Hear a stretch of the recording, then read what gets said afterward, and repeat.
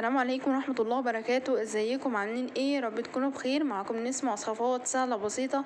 هنعمل بقى النهارده تورتة الايس كريم الوهمية اللي مينفعش يجي عليك الصيف والحر اللي احنا فيه ده وما تجربيهاش. سهلة جدا، مش هنحتاج مضرب. هتعمليها في الخلاط في 3 دقايق هتكوني عاملاها. طعمها وهمي يا جماعة، لازم تجربوها. يلا بقى اعملي لايك ومتابعة القناة وفعلي الجرس عشان يوصلك كل جديد. واللي عجبك الفيديو شاركيه مع اي حد حابب عشان الكل يستفيد وتشوفي احلى تورتة ايس كريم ممكن تشوفيها ان شاء الله معايا باذن الله.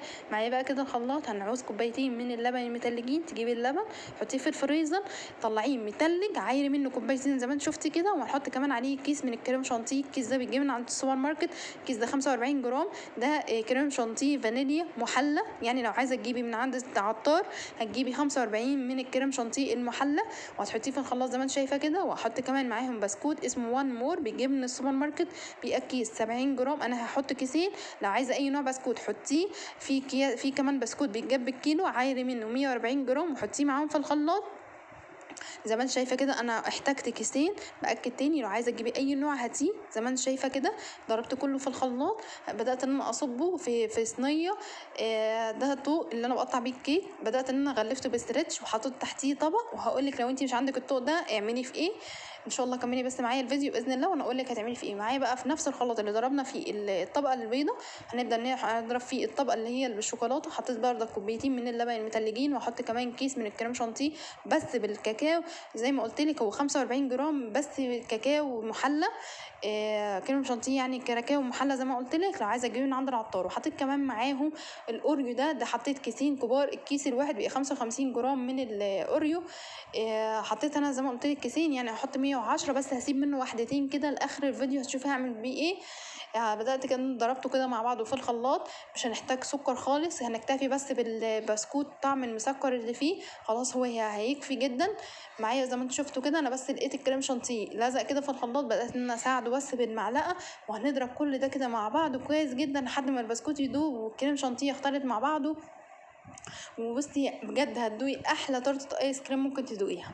معايا بقى زي ما انتم شايفين كده هنبدا نصبها في النص عشان تعمل شكل كده عشوائي. طب لو انا مش عايزه بقى احط في النص ممكن بقى تحطيه بقى في النص، يعني في الحروف على الجنب براحتك خالص. انا حبيت ان احطه في النص يعمل شكل كده عشوائي.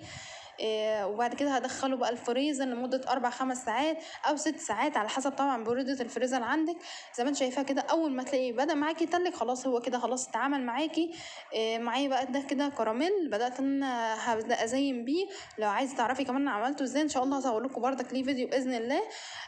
بص انا حطيت نص كوبايه من السكر، حطيته في طاسه او مسكيه حطيه في حله وخليه كده مفرود وما تجيش جنبه خالص لحد ما يبدا يسيح معاكي. هننزل عليه بنص كوبايه من اللبن الدافي، ما يكونش اللبن معاكي ساقع عشان يتعمل معاكي بسرعه جدا وما يكلكعش معاكي. وسيبيه لحد ما يسيح مع اللبن كله. وبعد كده حطيت عليهم قطعه كده من الزبده بتديها طعم حلو قوي ولون جميل.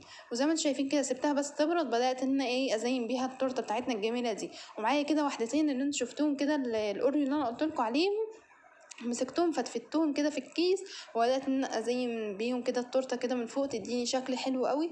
وهيبدا بقى يدوب كده مع الكريم مع الايس كريم. مش قادره اقول لك طعمه جميل قد ايه. انت متخيله طعم الايس كريم الفانيليا مع الشوكولاته، ومش طعم بقى ايس كريم عادي، لا ده فيه كمان محلى بالبسكوت. طعم وهمي يا جماعه مع الكراميل من فوق تحفه.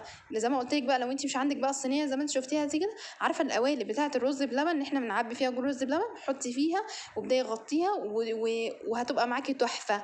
السلام عليكم ورحمه الله وبركاته.